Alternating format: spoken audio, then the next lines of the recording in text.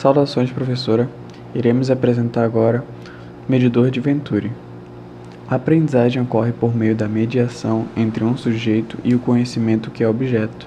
Essa mediação é efetuada por quem passa um conhecimento e que domina os conceitos científicos a serem transmitidos, utilizando-se de instrumentos sociais e da linguagem.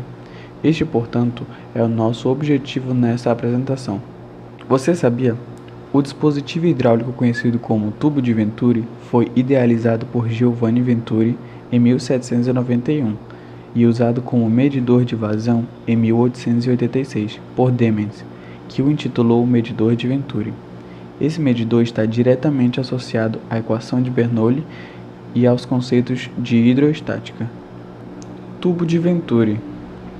Equipamento que indica a variação de pressão de um fluido em escoamento em regiões com áreas transversais diferentes. Onde a área é menor, haverá maior velocidade. Assim, a pressão será menor. Aqui nós temos 3 manômetros, que medem a pressão do líquido em 1,5, que é o primeiro manômetro, 0,5, que é o segundo manômetro, e 1,5, que é o terceiro manômetro. Na parte central, onde a área é menor, a pressão também é menor. E essa pressão aí é representada pelo segundo manômetro, que é onde está o 0,5 e os outros dois que tem uma área maior, a pressão é 1,5. Agora nós vamos falar sobre a equação de Bernoulli. O P é a pressão, o ρ é a densidade do fluido e o V é a velocidade de escoamento. A equação de continuidade nos mostra que quanto menor for a área de escoamento de um fluido, maior será a sua velocidade. Em muitos dos nossos hábitos estão presentes, então, esse tipo de aplicação. A imagem, ao lado, ela mostra uma pistola utilizada para pintura. A tinta a ser utilizada permanece armazenada no recipiente cilíndrico. Com a passagem de uma corrente de ar pela pistola, a pressão na região da boca do recipiente ela irá diminuir. Assim, pelo fato da pressão interna do recipiente ser maior, a tinta será expulsa e irá se misturar com o ar. Agora veremos como esses comportamentos ocorrem e como a física explica tudo isso. Observe esta imagem. Esse esquema ele apresenta a água, já que o efeito estudado só pode ocorrer com água ou outro fluido. Então, o fluido passando por esse tubo, inicialmente, ele segue encontrando essa constrição até se deparar com esse ponto estudado, ponto 2, esse outro tubo. Continuando seu fluido, mas numa velocidade maior, ele atravessa esses pontos em questões. Daí você pode me perguntar, Lara, mas por que acontece isso, essa variação de velocidade? Observe essa região. Nela estabeleceremos um tempo para que esse fluido passe por ela. Digamos que 2 segundos é o tempo que ele demora para transladar esse espaço. Aqui ele irá também passar, mas numa velocidade maior, no mesmo intervalo de tempo. Por que isso vai ocorrer? Por que tem que acontecer?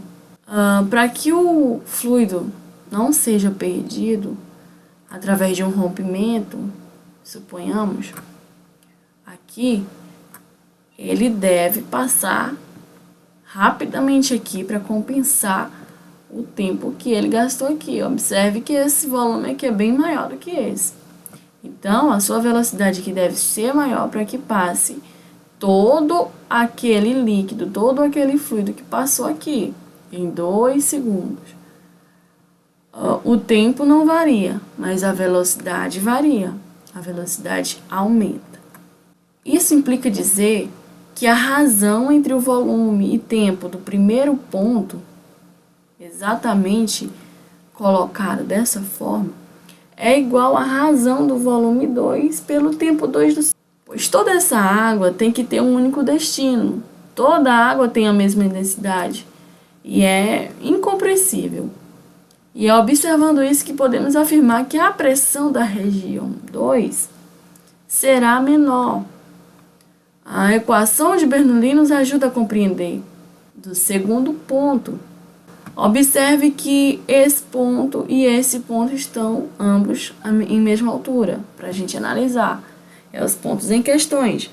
Então, não é necessário usarmos em nenhum tipo de fórmula a altura, né? O que estamos avaliando aqui é a velocidade e a pressão entre esses pontos. A equação de Bernoulli nos traz essa ideia, onde o ponto 1 deve ser igual ao ponto 2. Não pode haver perda de fluido nessa translação que vai ocorrer aqui. Então, se eu digo que a velocidade 1 ela é menor que a velocidade 2, a pressão 1, então, tem que ser maior que a pressão 2, para que haja exatamente o que eu acabara de falar, a translação desse fluido, sem um rompimento do tubo ou uma perda desse fluido de qualquer outra forma. Essa equação, ela é exatamente a forma como Bernoulli explica o efeito e o medidor de Venturi.